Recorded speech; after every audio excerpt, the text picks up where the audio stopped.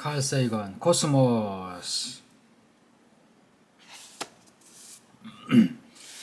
Chapter 5, Blues for a Red Planet. In the orchard of the god, he watched the canals and liles, Sumeru, 2500 BC. A man that's Copernicus' opinion that this earth of ours is a planet, carried around and enlightened by the sun, like the rest of them, cannot but sometimes have a fancy that the rest of the planet have their dress and furniture, nay, and their inhabitants too, as well as this earth of ours.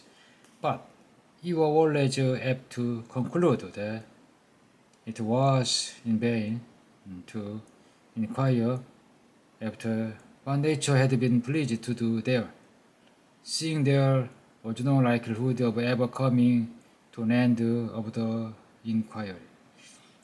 But a while ago, thinking somewhat seriously on this matter, not that I count myself quicker sighted than those great men of the past, but that I had the happiness to live after most of them.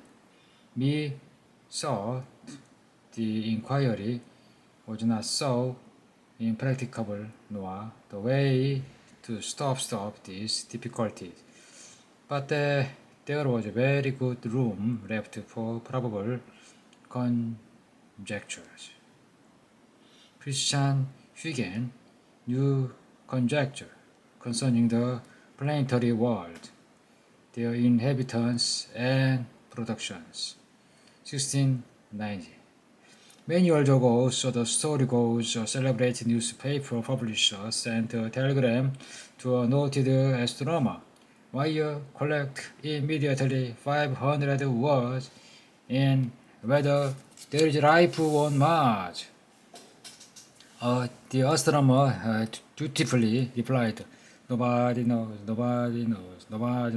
250 times.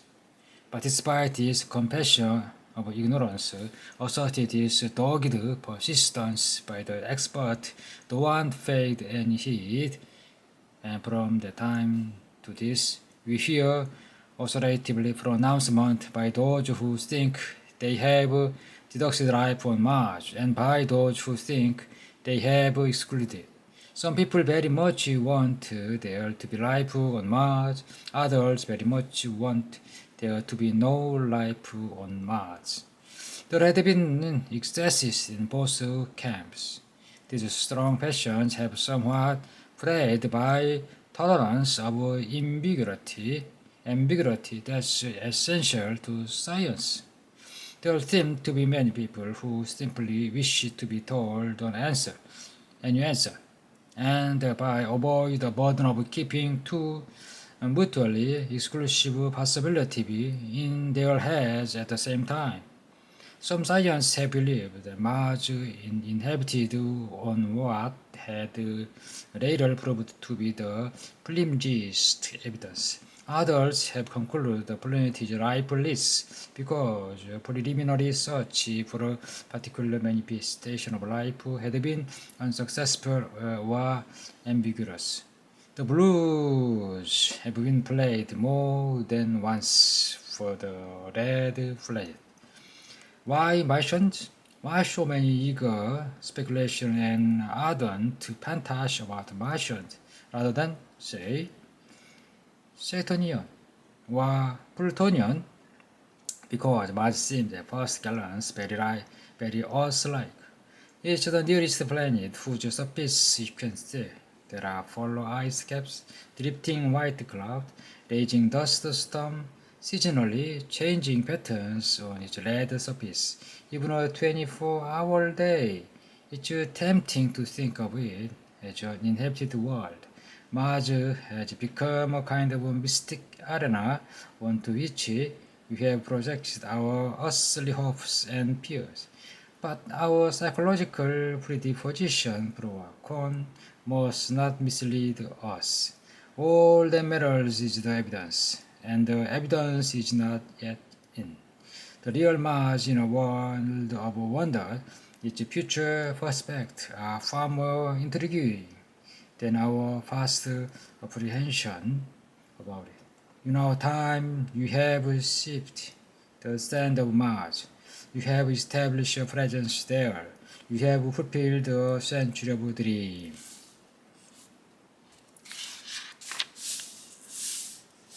No one would have believed in the last year of the 19th century that this world was being watched keenly and close intelligence greater than man's and yet moral as his own.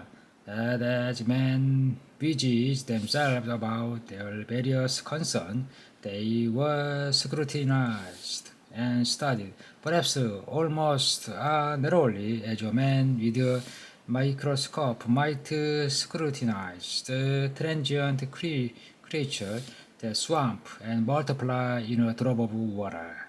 The infinite complaisance men went and pro over this globe about their little affairs, serene in their assurance in their empire of matter. It's possible that the infusorial under a microscope do the same. No one gave a thought to the worlds of space a source of human danger, and was source of them only to dismiss the idea of life upon them is impossible or improbable. It's curious to recall some of the mental habits of those departed days. At most, terrestrial men fancied there might be other men upon Mars, perhaps inferior to themselves, and ready to welcome a missionary enterprise. Yet, across the gulf of space, minds that are to our minds as ours are to those of the beast that perish. Intellect vast and cool and unsympathetic, regarded this us with envious eyes, and slowly and surely drew their plans against us. These opening lines of H. G. Wells' 1897 science fiction classic The War of the Worlds maintain their haunting power of this day. For all of our history, there has been the fear or hope that there might be life beyond us. In the last 100 years, the premonition has focused on a bright red point of light in the night sky. 3 years before The War of the Worlds was published, Bostonian named Percival Lowell found the major observatory where the most elaborate claims in support of life on Mars were developed. Lowell dabbled in astronomy as a young man, went to Harvard, secured a semi-official diplomatic appointment to Korea, and otherwise engaged in the usual pursuit of the wealthy. Before he died in 1916, he had made major contribution to our knowledge of the nature and evolution of the planet, to the deduction of the expanding universal, and in a decisive way to the discovery of the planet Pluto, which named after him. The first two letters of the name Pluto are the initial of Percival Lowell. Its symbol is PL, a planetary monogram. But Lowell's lifelong love of the planet Mars, he was electrified by the announcement in 1877 by an Italian astronomer, Giovanni Schiaparelli of Canale on Mars. Schiaparelli had reported during a close approach of Mars to Earth an intricate network of single and double straight lines crisscrossing the bright area of the planet. Canale in Italian means channels or grooves, but was promptly translated into English as canals. a word that implied intelligent design. Mars mania coursed through Europe and America, and Royal found himself swept up into it. In 1892, his eyesight failing, Schiaparelli announced he was giving up observing Mars. Royal resolved to continue the work. He wanted a first-rate observing site, undisturbed by cloud or city light and marked by good seeing. The astronomer's term for a steady astronomer through which the shimmering of an astronomical image in the telescope is minimized. Bad seeing is produced by small-scale turbulence in the atmosphere above the telescope and in the region the stars twinkle. 12 Roy built his observatory far away from home on Mars Hills in Flagstaff, Arizona. He sketched the surface features of Mars, particularly the canal, which mesmerized him. Observation of this sort are not easy. He put long hours at telescope in the chill of the early morning. Often the seeing is poor and the image of Mars blurred and distorted. Then you must ignore what you have seen. Occasionally, the image is steady and pictures of the planet flash out momentarily, marvelously. You must then remember what has been vouchsafed to you. Accurately commit it to paper. You must put your preconception aside and with an open mind set down the wonders of Mars. Percival Lowell notebooks are full of what he saw. Bright and dark area, a hint of polar cap, the canals, the planet festooned with canals.